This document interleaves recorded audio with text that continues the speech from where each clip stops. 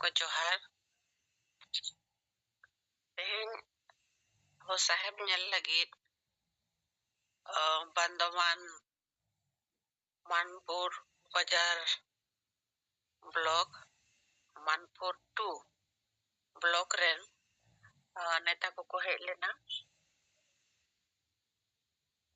Purulia jila Ganapati Hembrom uni do huyuk kana Sarna Dharam Mandawari ni block president ar T ren president Manpur 2 rini uni kana Ganapati Hembrom sorry Ganapati Baske तो हेलेना के आर गमके किnyali tiki ya kinyari tiki dia आर थोड़ा दड़ी किन ताहे केना कॉन्सेप्ट या जहां के नहीं तो अब केस को बुझितो चर्चा को चले का चला करना लाहा से चले का कमी को aku को कमी दी या लो कोई मन गमके सलाह थोड़ा किन विचार विमर्श किया आर सलाह थोड़ा गोड़ो किया गमके तीर किन चाला दिया नॉन का कते तेहिंदा तबो किन बंगाल len बारे लीडर किन हेलेना तो नोगे कना समाचार आर 19 तारीख रविवार हिलो कोल्हान जोन रे लीडर को बैठक मिना आर ओना दो सिलेक्टेड होड़ा गमके सला विचार विमर्श आर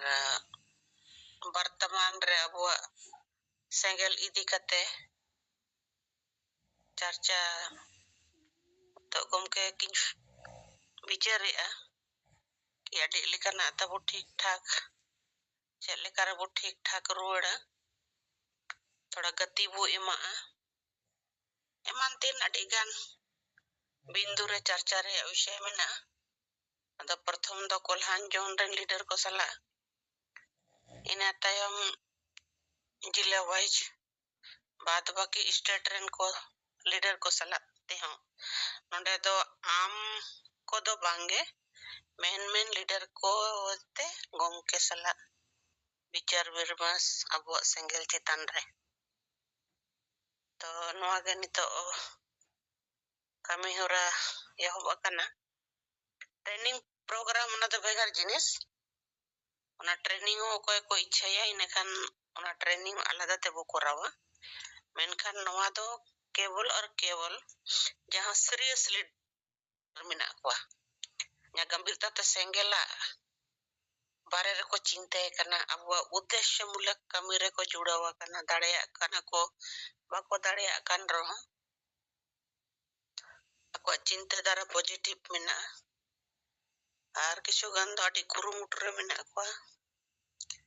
तो उनकान सिलेक्टेड पर्सन को इदी काते चाहे उनी दो 10 होड़े हुयो चाहे 15 होड़े हुयो लेकिन सिलेक्टेड गंभीर होड़ को